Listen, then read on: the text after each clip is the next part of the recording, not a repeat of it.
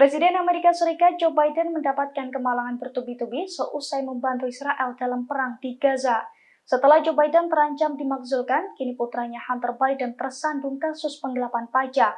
Dilansir dari Tribunnews.com, fraksi Partai Republik di DPR Amerika Serikat berusaha memakzulkan Biden yang berasal dari Partai Demokrat. Mereka menuding Biden dan keluarganya mengambil keuntungan yang tidak sah. Tudingan tersebut berkaca lewat kebijakan saat Biden masih menjadi wakil presiden Amerika Serikat pada tahun 2009 hingga 2017 silam. Pasalnya, Partai Republik telah menyelidiki Biden atas dugaan bahwa dia ikut campur dalam urusan bisnis Hunter dengan Tiongkok dan juga Ukraina. Hunter pun turut dituding menerima suap dalam kasus tersebut. Namun pihak Gedung Putih kini berupaya membantah tudingan tersebut. Kuasa hukum Hunter dan Partai Demokrat juga mengkritik penyelidikan upaya pemakzulan Biden. Menurut kubu Hunter, Partai Republik tidak bisa mendapatkan bukti untuk memakzulkan Biden.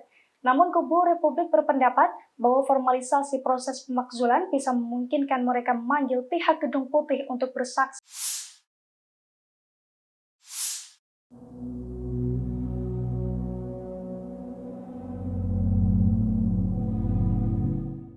Meski komandan perang Israel tewas, namun tak membuatnya mundur dari Gaza, pasukan pertahanan Israel atau IDF justru kembali menyerang Gaza Selatan. Namun serangan itu gagal hingga tentara Israel berkelimpangan terluka. Dikutip dari The Jerusalem Post, IDF mengklaim pasukannya berhasil membuat kemajuan di Gaza Utara dan Selatan. Namun IDF mengakui bahwa kemajuan itu lambat tapi stabil.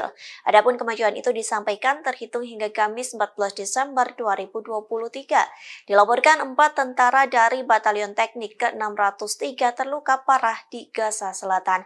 Angka itu bertambah saat seorang perwira di Batalion ke-12 Golani juga mengalami luka-luka. Sementara 3 tentara lainnya terkapar dalam pertempuran terpisah di jalur Gaza Selatan. IDF melaporkan semua tentara Israel dievakuasi dan mendapat perawatan medis. Diketahui sebelumnya IDF mengumumkan kekalahan memalukan sepanjang perang dengan Hamas. Pasalnya sebanyak 10 komandan perang Israel tewas masuk jebakan militan Palestina. Israel disebut akan kirim pasukan ke perbatasan Mesir gegara Hamas. Muncul pertanyaan, apakah Israel Mesir berpotensi berkonflik? Dikutip dari Tribun News pada 15 Desember, diketahui Israel sedang mempertimbangkan pengerahan pasukan ke perbatasan Mesir. Dalih Israel adalah untuk memastikan anggota Hamas tidak ada yang melarikan diri atau menyelundupkan tawanan keluar Gaza.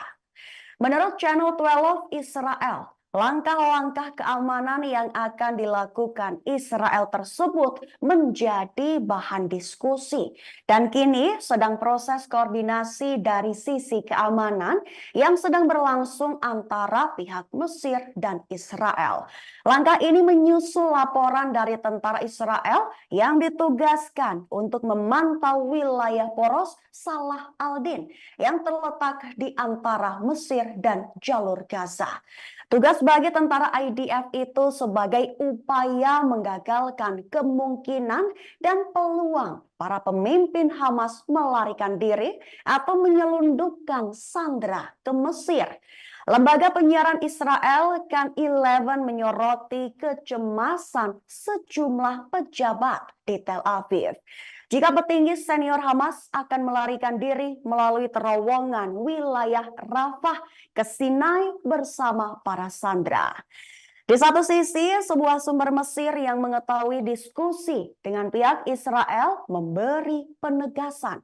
Pihaknya menegaskan jika para pejabat Israel mengisyaratkan rencana untuk melakukan hal tersebut dengan dalih mencegah faksi perlawanan membangun terowongan di daerah itu serta mencegah penyelundupan senjata ke jalur Gaza.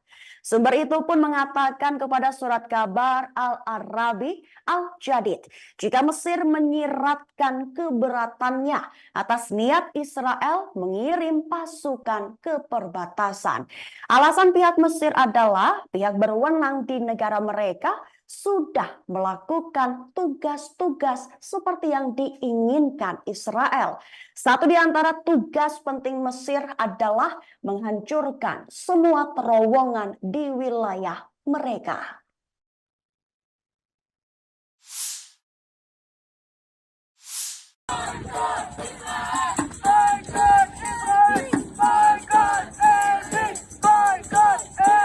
Delapan aktivis nekat menyerukan dukungan kepada Palestina sejak beberapa tahun silam.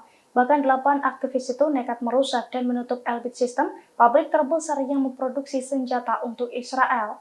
Dilansir dari Middle East Monitor pada Jumat 15 Desember, 8 aktivis itu rela dipenjara demi membela Palestina. Akibat aksinya beberapa tahun silam yang nekat merusak pabrik senjata Elbit System, 8 orang itu pun dikenal sebagai Elbit 8. Beberapa tahun silam, 8 aktivis itu melakukan protes dan berupaya menutup Elbit System. Bahkan mereka juga melakukan protes di dalam kantor Elbit System, termasuk menyemprotkan cat merah untuk melambangkan darah Palestina dan menutup pabrik senjata dengan memblokir pintu masuk. 8 orang itu pun nekat mengunci diri di dalam gedung sehingga pabrik tidak dapat dipindahkan dan pasokan senjata dihentikan. Atas aksinya itu, 8 aktivis tersebut diadili selama bertahun-tahun.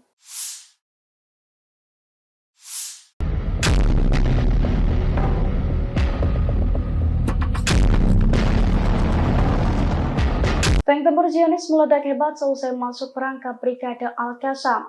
Saat mendekati terowongan di Gaza, tank Zionis itu langsung menjadi sasaran empuk Hamas. Akibatnya, tank Zionis dan seluruh penumpangnya pun hancur berkeping-keping. Penampakan serpihan tank Zionis itu tampak dalam video yang dirilis Brigade Al-Qassam pada Kamis 14 Desember kemarin.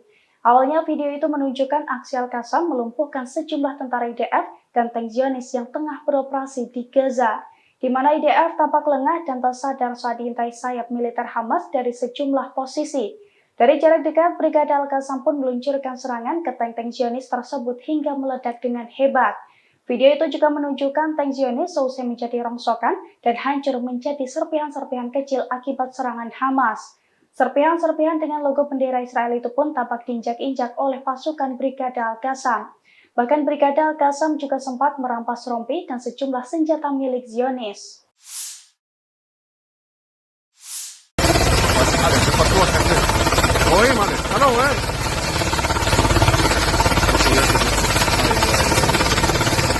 Jumlah tentara Zionis yang terluka akibat perang di Gaza dilaporkan membludak.